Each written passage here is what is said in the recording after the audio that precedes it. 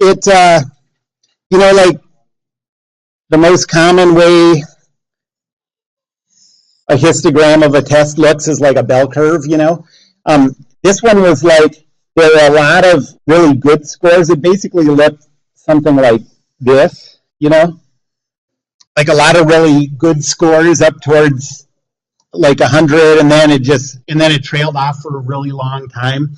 So the class average anyways was about 80%, but the median was about 90%, like half the people got above 90%, half got below, but the average was much lower than that because so what it looked like to me was this test was just sort of separated into people who kind of got it and people who were not getting it. And so if you don't like your score on this, I think this looks like a very sort of crucial time, in my opinion, for you to come to office hours or make an appointment with me and just come talk to me about the things that aren't making sense, Point-wise, like, it's easy to make up in this class, like, making up for a bad score isn't the issue, because on the final, you get your score on the final and it can replace another score. So like you can get 10% on a test, do well on the final, and the final score replaces the 10%. So point-wise, it's not an issue, but just making sure you understand these concepts sooner than later, that's the key thing. So, yes.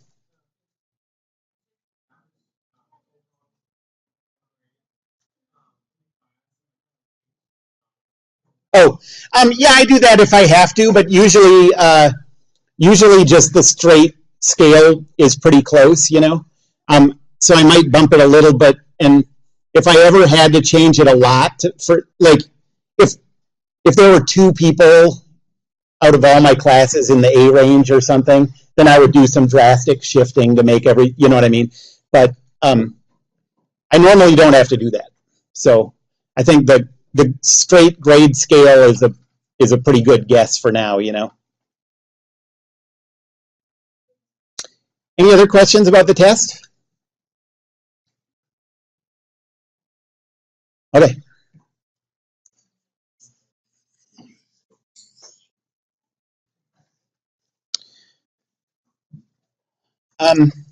Well, we have class on Thursday, and the test is on Tuesday, right? So exam 3 is coming up.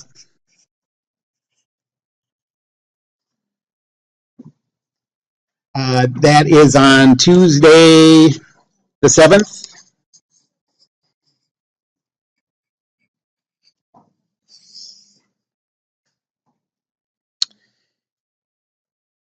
And the topics are going to be everything up through Newton's second law. So your goal when you're getting ready for this test, the same as what I've said before, is if you could pick out a problem at random and explain how to do it to someone who doesn't really get how to do it, understand at each step why you're doing, then you'll do great on the test. That's the point you're trying to get to. And yeah, so if exam 2 didn't go well, or you're nervous about this test or whatever, come to office hours or send me an email and we can set up a time outside of office hours and try to figure out how to fix it. All right. So last time, well, here's what we've been talking about.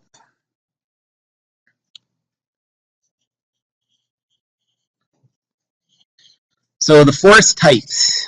I said there's only 2 types of forces that will come up in this class. The first one is weight. And the second one is contact forces.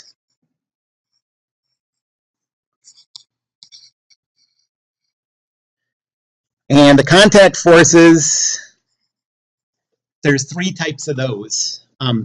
There's pushing contact.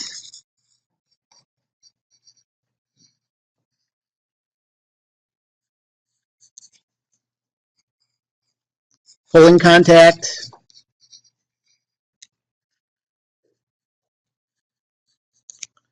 And friction.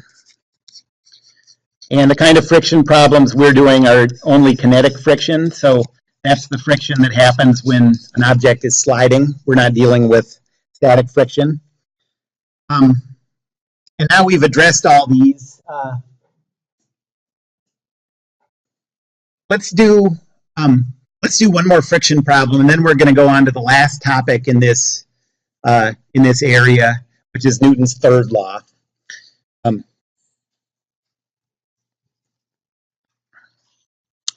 So here's the last example I'll do of a friction problem. So let's say that we have an incline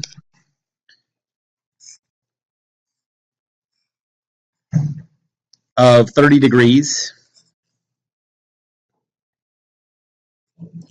And let's say the coefficient of kinetic friction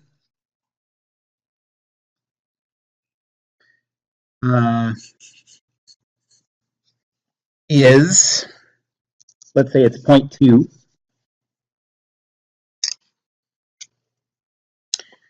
And we want to know what's the acceleration of the block. And let's say the block has a mass of 10 kilograms.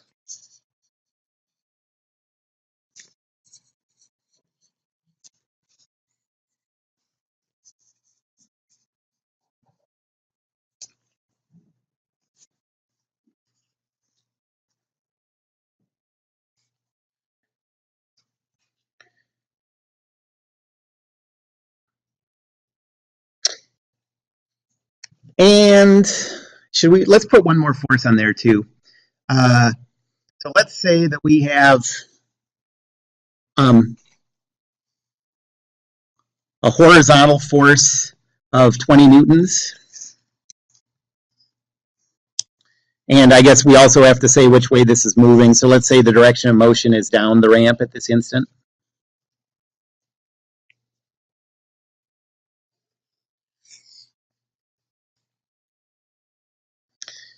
So first step is a free body diagram.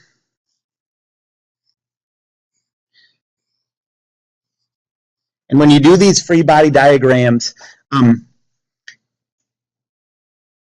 you should draw the directions of things carefully enough that you can tell what vectors and lines are parallel, which ones are perpendicular, and which ones are neither of those. Okay, so it doesn't have to be like super careful, but like let's see how well I did.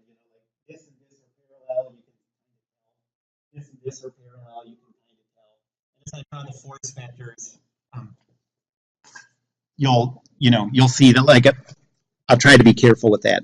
So the force is acting. There's a weight force. That's not parallel or perpendicular to any of those, and you can tell from looking at it. And that force is 98.1.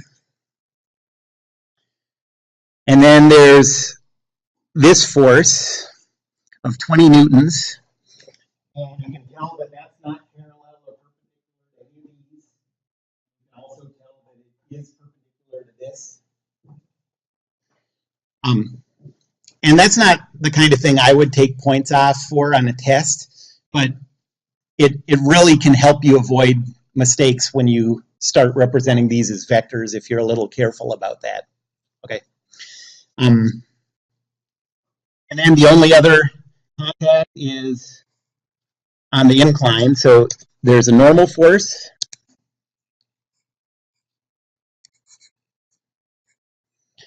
And then there's a friction force that's in the opposite direction of the motion. So that's this way up the ramp.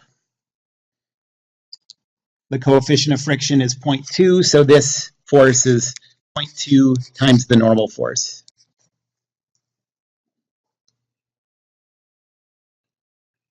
Any questions about that? Anything on the free body diagram?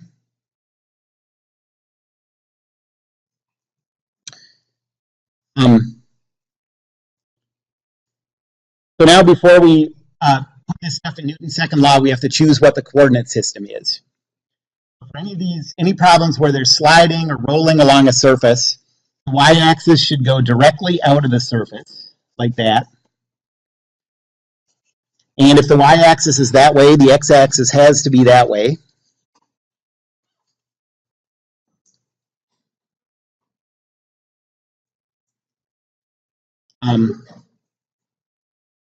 Okay, so of these force vectors, which ones are going to be simple and which ones are going to be complicated?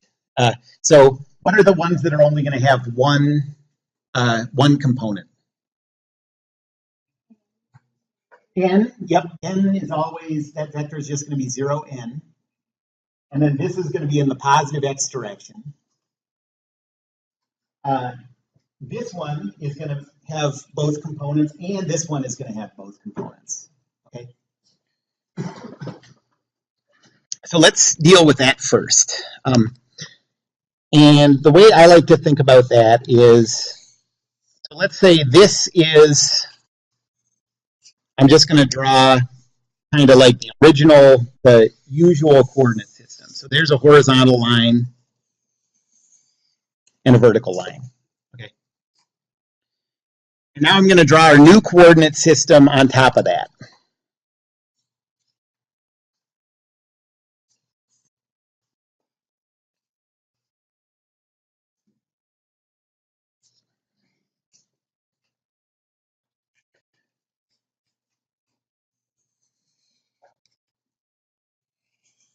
Okay, so this new coordinate system, there's the x-axis, there's the y-axis.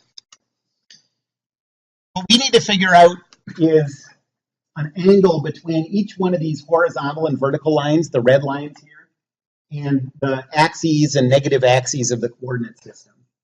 So I think the easiest way to think about it is think of starting the coordinate system. Okay, so let's say here's the coordinate system, the positive and negative axes. Start it lined up with the red one, and then think about how much you have to rotate it to make it line up with the green. So we're starting at the red, and then thinking about how much we have to rotate it to make it line up like that. So what do I have to do? Clockwise or counterclockwise? Counter, how far? Yep, 30 degrees. So if you start at the red, the angle between the red and the green that you get to when you rotate 30 degrees, those are all going to be 30-degree angles. So let me draw that. This is 30 degrees. This is 30 degrees. This is 30. And this is 30. Anyone have any questions about what I mean there? So now you have all these angles there, and it's going to make it a lot easier to figure out how to represent the vectors that aren't aligned with the coordinate axes. Because, like, for example, this 20-degree, this 20 Newton force is lined up with one of these red axes, you know? So now we have we have a relationship between the coordinate system, the green one, and that 20 Newton force. And the same with the weight force. This red line here is the weight force. Okay, so now I'm going to take that 20 Newton force and put the tail at the origin and draw it right here.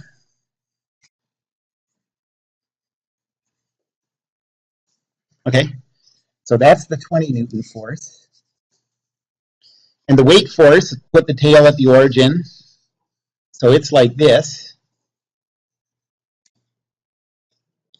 That's the 98.1.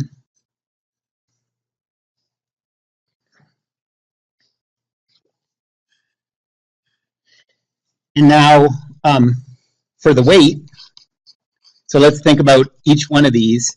What's the counterclockwise angle to get from the positive x-axis to this to the weight force. So start here. Yeah, if you go all the way around to this green, it would be 270. 90, 180, 270. But you didn't quite get there, so backtrack 30. So 270 minus 30 is 240. So theta is equal to 240. And so the force vector is 98.1 times cosine of 240. 98.1 times sine of 240.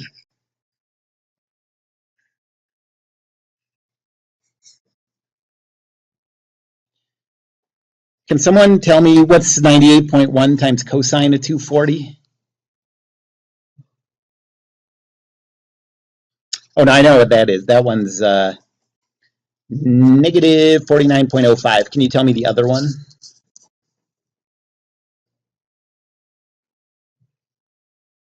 I'll do the sign, you do the number. Negative.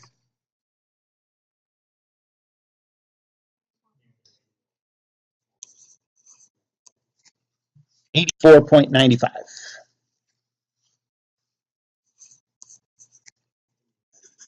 Okay. Okay, so that's the weight force. And now for the 20 Newton force. What's the angle you have to go from the positive x-axis to get to the 20 Newton force?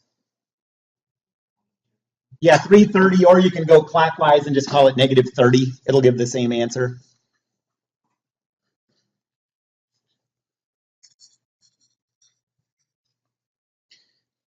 So 20 times cosine of 330, 20 times sine of 330 is equal to 17.32 and negative 10. Yes! Still got it!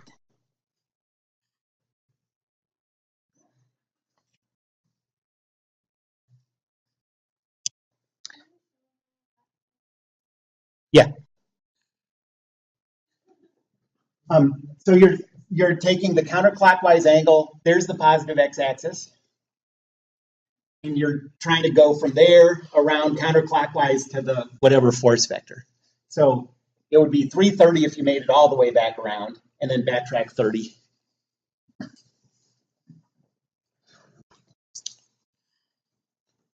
Okay, so now Newton's second law.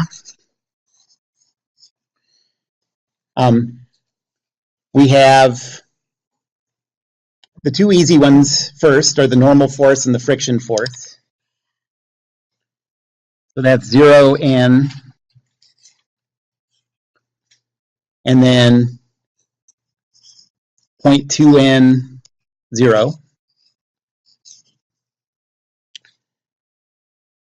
And then the weight is negative 49.05, negative 84.96.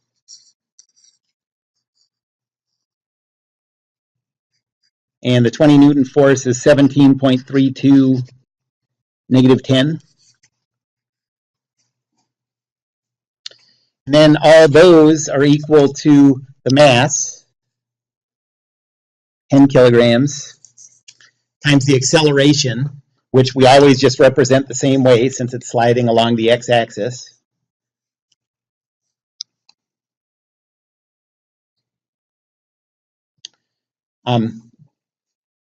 So the first thing we do is use the y equation to figure out what n is, and then we plug n into the x equation. So the y equation says n minus 84.96 minus 10 is equal to 0.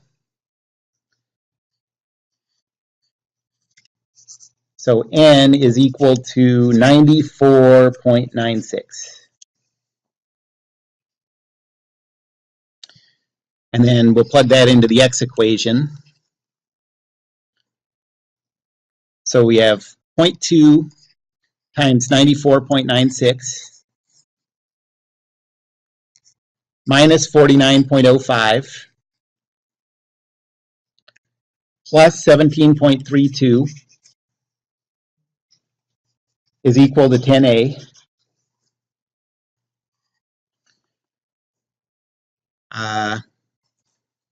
So what's that? 18.942 minus 49.05 plus 17.32 is equal to 10A.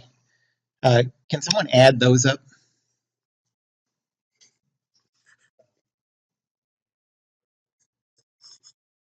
76? Okay, 42 is equal to 10A. And so A is equal to negative 1.27, I'll call it that, meters per second squared.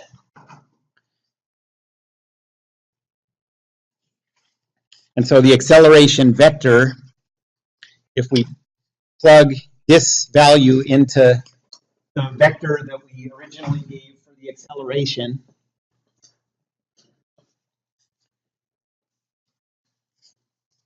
it's negative 1.270 meters per second squared.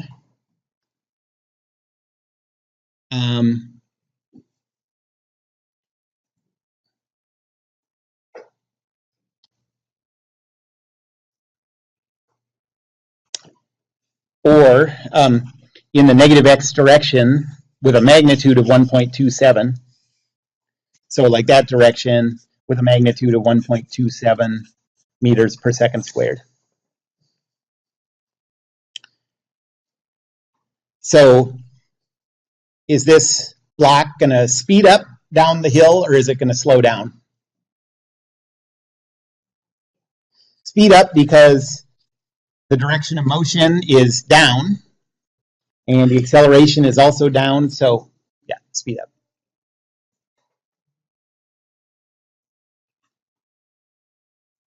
Any questions about that? Okay.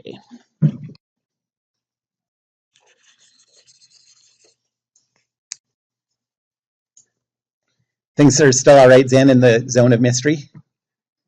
Okay, good. Yes. Let me know if there are any problems. Okay. So Newton's third law.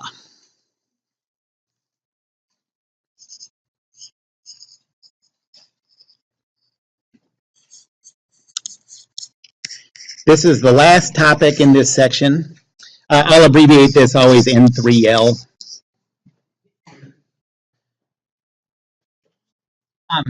Newton's third law, I think you've heard this word before. This is the one that says, for every action, there's an equal and opposite reaction.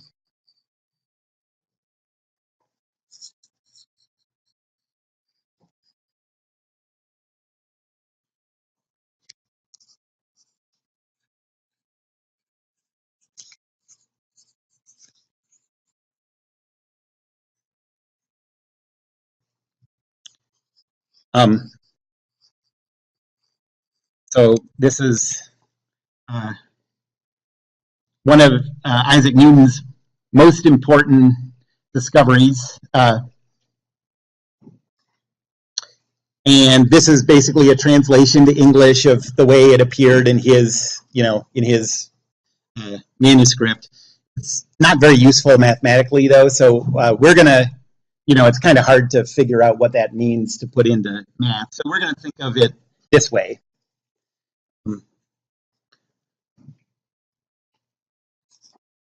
So for us, we'll think of it like this.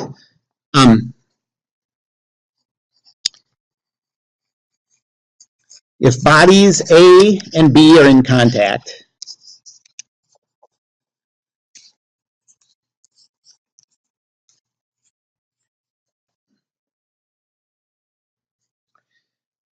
then the force vector on body A by body B is exactly opposite the force vector on body B by body A.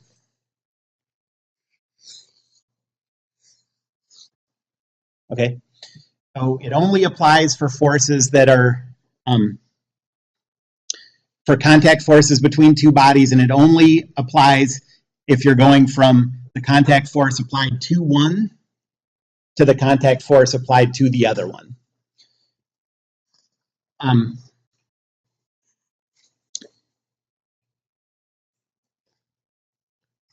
The other way that we'll think about it is like if you have these two bodies, so let's say this is body one,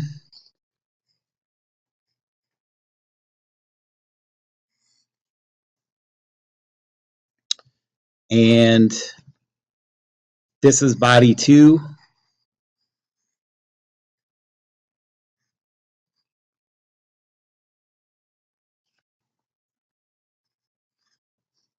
Okay, then the free body diagram of body one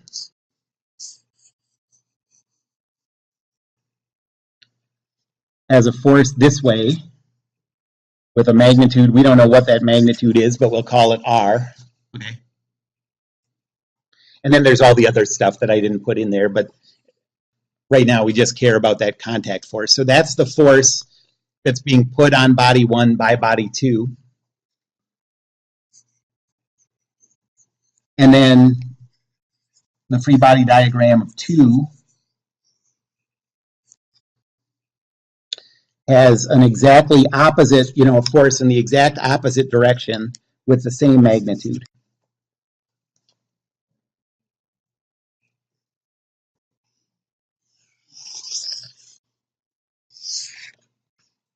So that's what this means to us.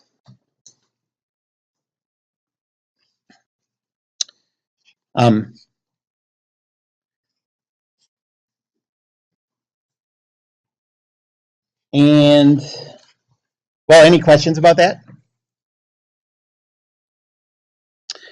It's worth always thinking when these new sort of rules come up, like, do these rules, is this just putting numbers to something that our intuition would tell us is true? Or is our intuition, most people's intuition, wrong about this kind of thing? And this is a little of both. So I want to sort of explain, give a couple of examples where your thinking about it would be exactly right, and a couple of examples where your thinking would probably be wrong about it.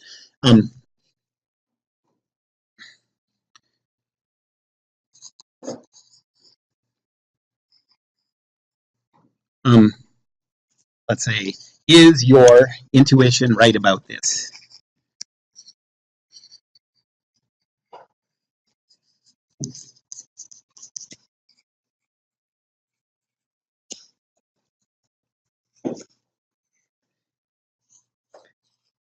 Sometimes it is, sometimes it isn't.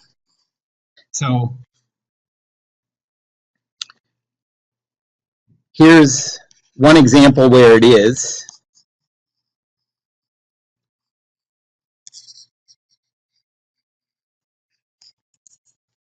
Where your intuition is right. So imagine, okay, so close your eyes and imagine it's like a sunny summer day at the park, and they have one of those, those rusty grills that they have in the park that you can use if no one else is using it. You know what I mean? Sometimes they have utensils like chained to them and stuff. And you're grilling some hamburgers on this thing, and you're barefoot in the grass. You feel the grass on your feet? Good. And then a soccer ball rolls over to you, okay? And because it's a park, kids are playing soccer and stuff, it's a nice day. And this kid, like maybe 10 yards away, just like from here to the door, says, hey, can you kick that soccer ball back over to me? So do you imagine all this? The heat from the grill and the feel of the grass in your feet, and you look at the soccer ball, and he's right there, so you just nudge it back over to him, no problem, right? No problem. Okay. So now imagine the same setup. You're at the grill, the soccer ball rolls over, but a kid yells to you and he's like 100 yards away. And he's like, hey, can you kick that soccer ball back over to me? Okay. And you look at the ball and you look at the kid and you look down at your bare feet and you think, if I try to kick that soccer ball 100 yards, it's going to really hurt my foot, you know? And the reason that you have that intuition is to kick a soccer ball 100 yards, you have to kick a soccer ball 10 yards, you don't have to apply much force to it, you know? To kick it 100 yards, you have to apply a big force to it. And if your foot, your bare foot applies a big force to a soccer ball, the soccer ball also applies a really big force to your foot. Okay? And so you know that that's going to hurt. Okay? So that's a case soccer ball example. That's a case where what you imagine would happen is exactly right, okay? But now here are two examples where it feels sort of counterintuitive. Your brain doesn't like this.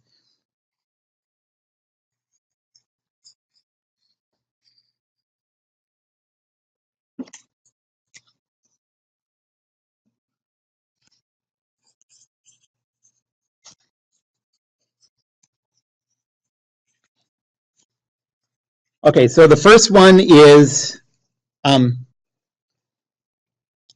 somebody like a pro baseball player hitting a home run. Okay, so the ball comes in at 100 miles an hour, and the player swings the bat, and the ball takes off at 110 miles an hour or something, you know, really fast. And what Newton's third law says, and nothing I'm saying is like an incorrect reading of what Newton's third law says. What Newton's third law really says is that when the ball and the bat are in contact, the force that the bat applies to the ball has exactly the same magnitude, opposite direction, of the force the ball applies to the bat. Okay?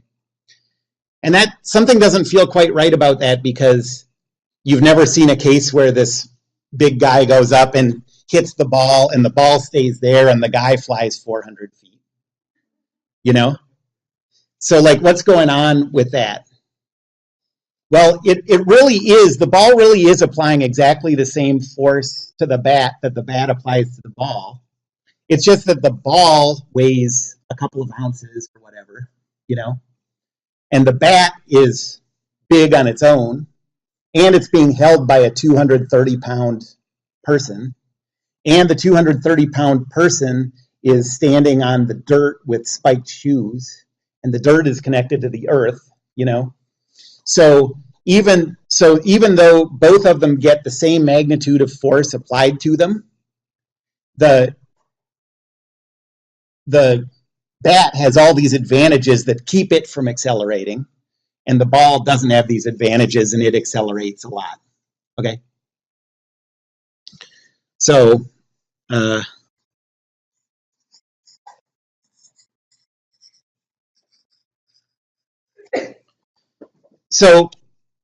even though it sounds weird, it really is true that the bat applies the same magnitude of force. The ball applies the same magnitude of force to the bat does to the ball.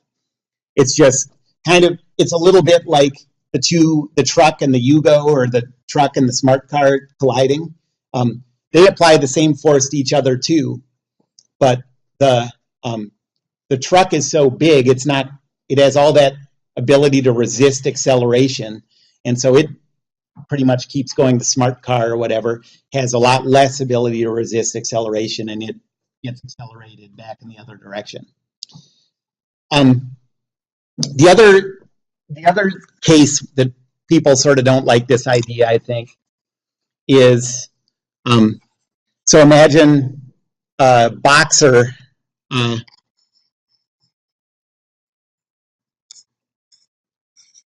punching a sheet of paper as hard as he can.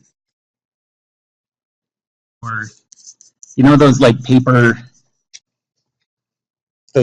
walls? I don't know. Is that a thing, a paper wall? Like the thing football players run through? You know what I mean? Okay, well, anyways, a boxer punches a sheet of paper as hard as he can.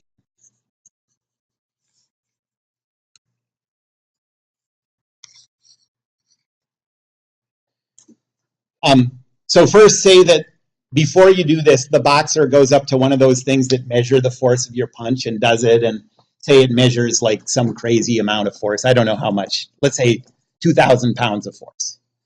So the boxer knows that he can punch with 2,000 pounds of force, okay? And then he goes up to this sheet of paper and does the same punch, and his fist just goes right through the paper, obviously. So what happened there? Is it really possible that the paper applied the same amount of force to the boxing glove as the boxing glove applied to the paper? Yes, and that is what happens. The way it works is, so if he punches this thing that's still, he can generate 2,000 pounds of force. But when he goes up to this sheet of paper,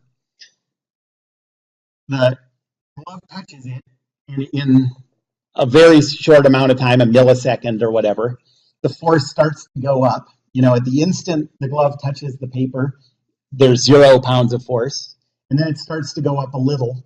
But it doesn't go up very far before the paper breaks. You know, let's say at 10 pounds of force or something, the paper just breaks. Well, once the paper breaks, that glove isn't applying any more force to it. It's gone and out of the way, you know. And so even though the boxer is capable of applying 2,000 pounds of force, in this case, he only applies 10 pounds of force. The paper applies 10 pounds of force to the glove, then the paper separates, and then he strains his deltoid or whatever, you know.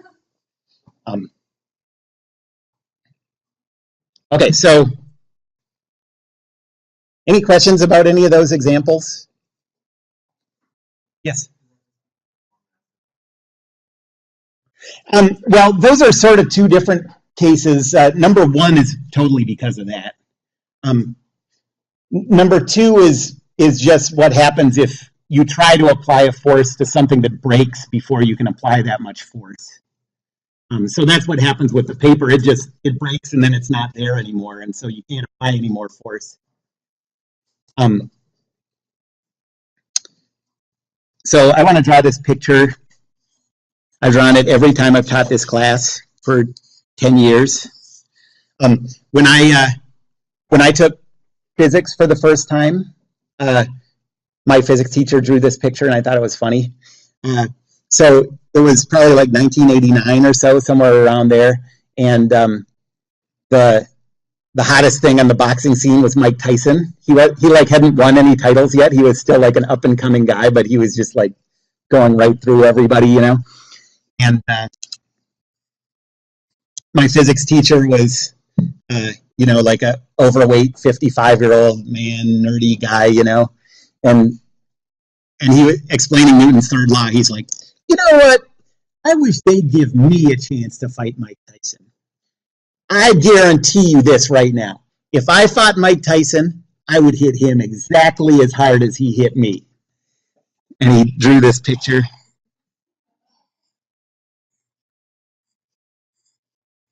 That's like Mike Tyson's arm, you know, and glove.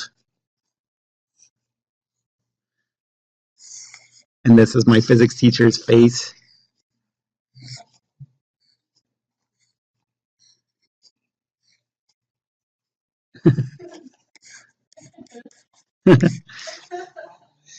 And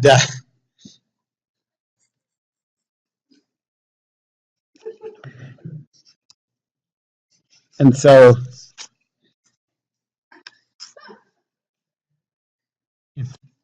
you know, free body diagram of the arm or the glove or whatever, like, whoop, that's not what it looks like.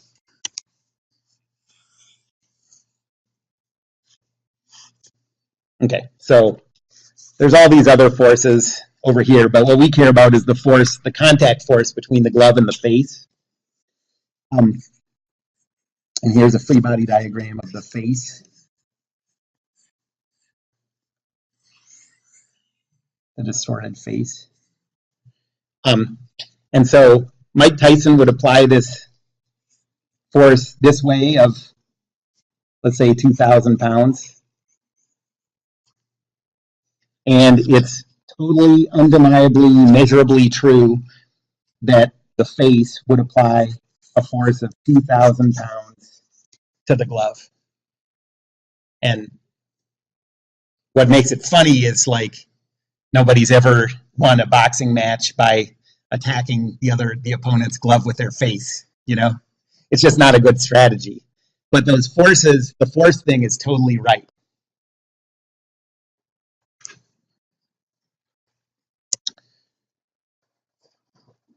Okay, so let's do an example problem.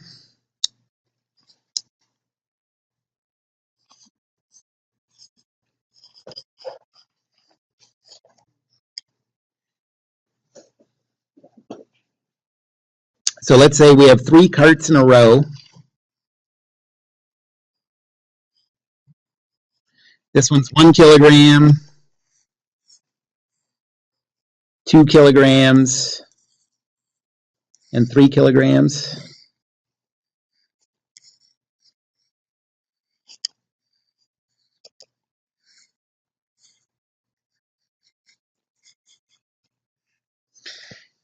And let's say we have a 20 Newton force applied this way on the 1 kilogram and a 10 Newton force applied this way on the 3 kilogram. And we want to know what's the force vector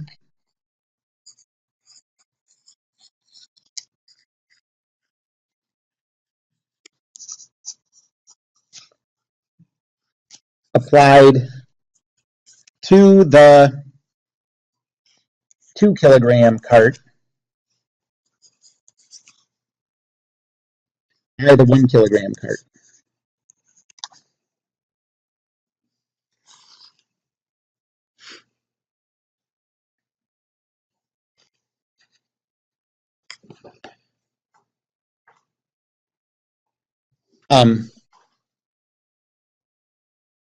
Okay, so what's the first step in a problem like this? We've done problems sort of like this before. What did we always do first? Yeah, of what? Of the whole thing. Yep, exactly. So we'll isolate everything together, calculate the acceleration.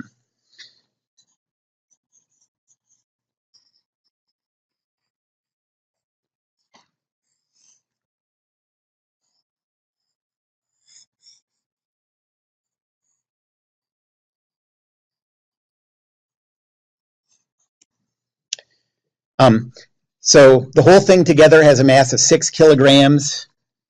So the weight is 6 times 9.81, 58.86. And then the floors pushing up on the wheels, I'll call that N total. And then on the right side, there's the 10 Newton force. And on the left side, there's the 20 Newton force.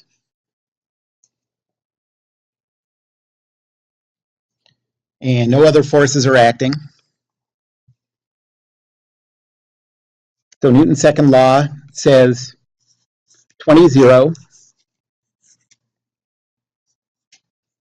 plus this 10 is in the negative x direction. It's negative 10, 0.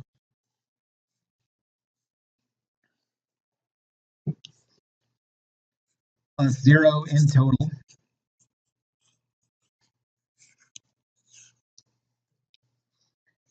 Plus 0, negative 58.86.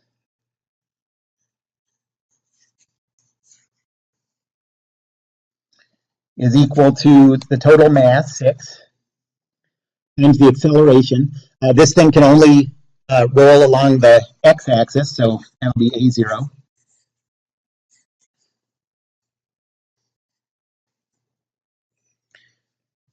And the x equation here, we're just looking for the acceleration, so we're not even going to need to use the y equation. The x equation says 20 minus 10 is equal to 6a. So 10 is equal to 6a. So a is equal to 5/3 meters per second squared. Yes. Nope, it doesn't matter.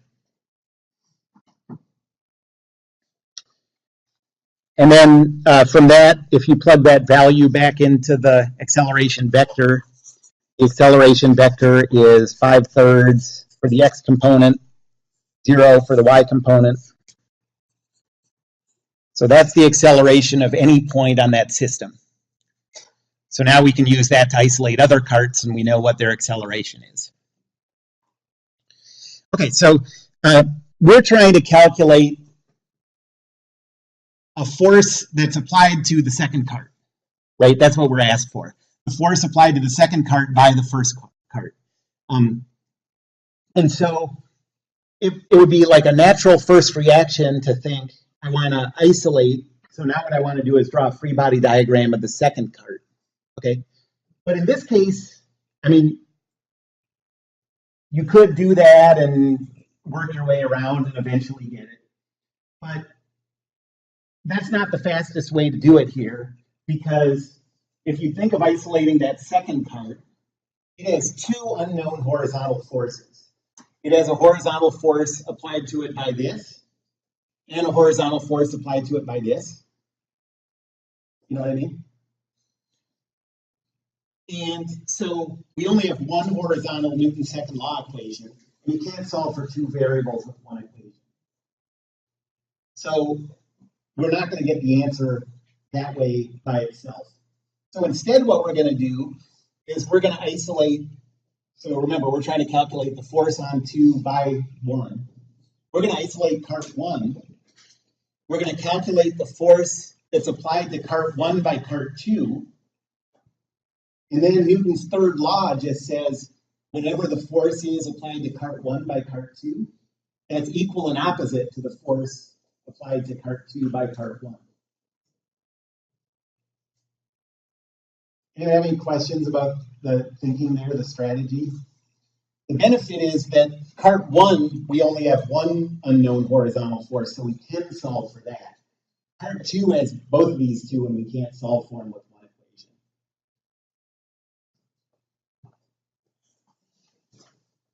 equation. So now, free body diagram of cart 1.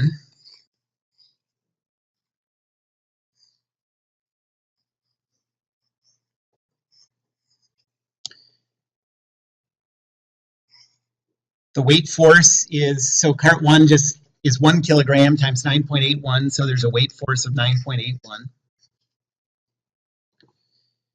And there's a normal force pushing up, I'll call that N1.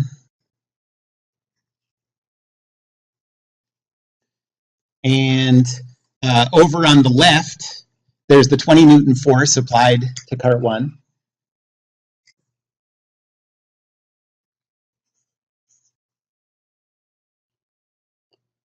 And then what's going on at the right? Yeah, we don't know what the magnitude is. We know we're not applying this 10 Newton force because that's not applied to the boundary of the 1 kilogram. So we just have this unknown force, I'll call it F. And it's a pushing force, so we know this is the direction. It's toward the chosen body, perpendicular to the surface of contact. Any questions about that?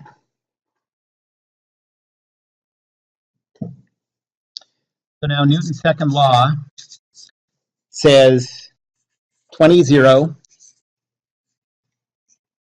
plus this F is in the negative X direction. So negative F0 plus 0 N1 plus 0 negative 9.81 is equal to the mass times the acceleration vector that we calculated in the last step.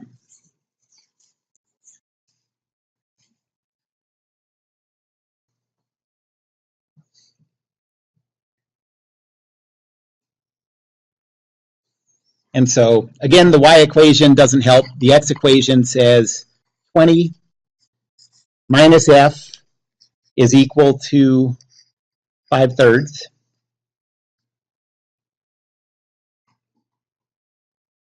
And so f is equal to 20 minus 5/3.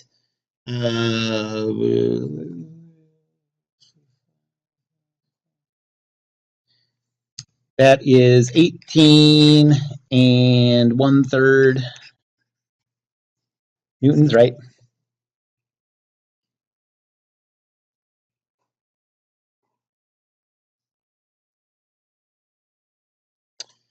And so that force vector, this is just the variable value. This is the force vector we want. We just didn't know what F was yet. So now we'll plug 18 1/3 into this, and we get that the force vector on 1 by 2 is equal to negative 18 1/3, 0, in newtons.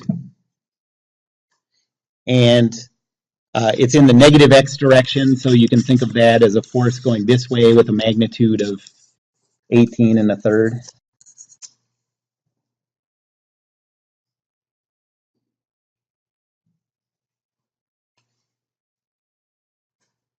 But that's not what the problem's asking for. We're almost there. But that's the force on 1 by 2. We want the force on 2 by 1.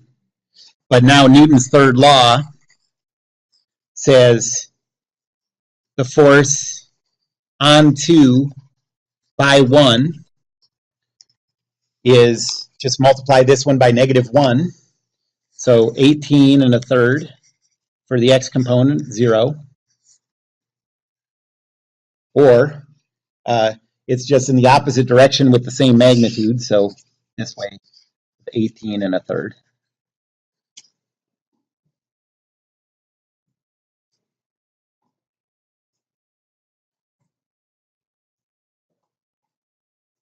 Any questions about that?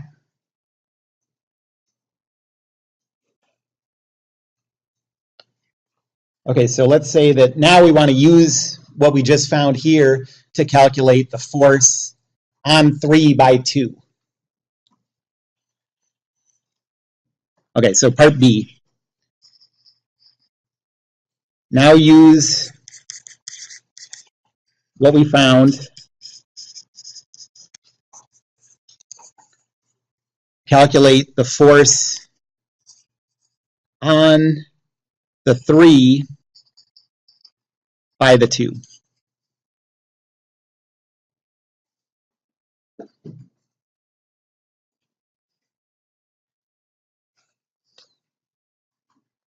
So now I'm going to isolate the 2 kilogram part.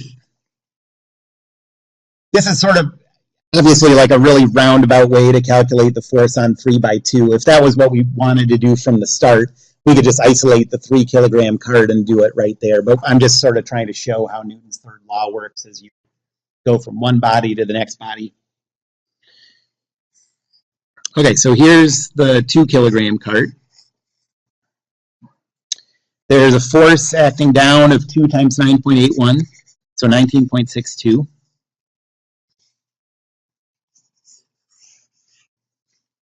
There's the pushing force from the ground. I'll call that N2. So what's applying the force over here on the left? This is the force on the 2 by the 1. Okay? And that's the one that we just found. So we can just go right up here, and we know it's going this direction, and pointing to the right, and we know the magnitude is 18 1/3. So this force is 18 1/3. And then what's applying the force over here? It's not the 10 because the 2 is the one in the middle. It's the contact force applied to the 2 kilogram cart by the 3. And it's a pushing contact, so it's this way. And I'll call this one R for reaction force. It doesn't matter what you call them, but usually people use F or R for those. But it's just a variable. Okay, so now Newton's second law says 18 and a third, 0, plus negative R, 0, plus 0 N2, plus 0, negative 19.62. That's all the forces. And that's equal to the mass, 2, times the acceleration vector, which was 5/3, 0.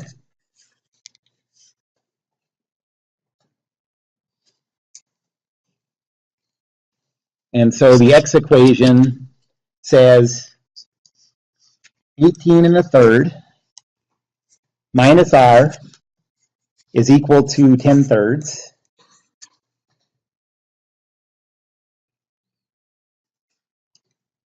What's 18 times 3?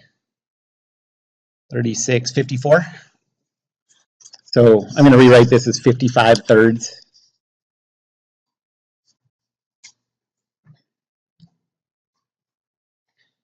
And so R is equal to 45/3. Yep, which is 15. Comes out nice. And so now the force we're looking for is this one.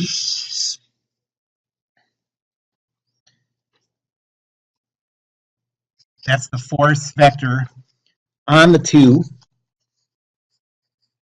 by the 3. And that's equal to negative 15, 0. Or a vector with a magnitude of 15 in the negative x direction.